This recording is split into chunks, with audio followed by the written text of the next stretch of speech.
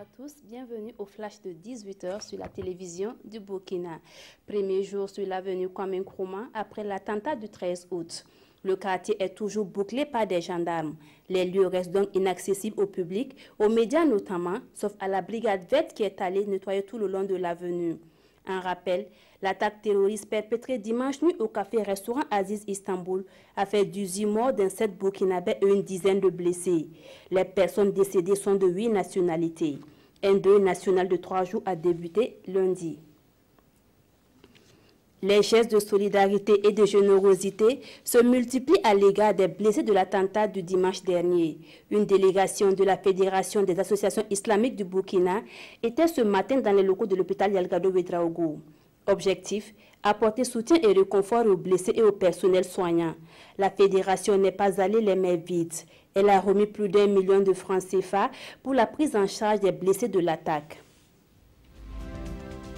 L'Assomption, qui est la montée de la Vierge Marie au ciel, a été célébrée avec face au sanctuaire Notre-Dame de Yagma ce 15 août.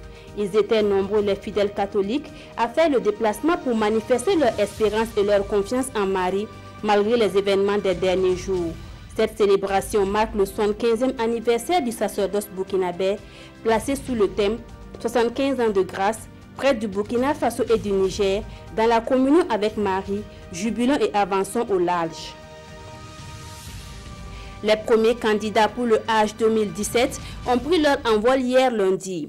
Ils sont au nombre de 422 à avoir pris place dans le Airbus A330 affrété pour l'opération. Ils seront au total 7208 à prendre part au Hajj 2017. 17 vols sont programmés pour convoyer l'ensemble des pèlerins, dont 11 vont s'opérer à Ouagadougou et 5 à Bobo-Dioulasso. Le premier vol de Bobo-Dioulasso est programmé pour la nuit du mardi à mercredi. Acculé, le président américain Donald Trump a fini par dénoncer fermement lundi les violences racistes qui ont fait un mort et une vingtaine de blessés samedi à Charlottesville. Il était sous le feu des critiques car il avait dans un premier temps pointé une responsabilité, je cite, venant des diverses parties, renvoyant ainsi dos à dos les suprémacistes blancs et les manifestants antiracistes. Voilà pour ce flash, merci de l'avoir suivi.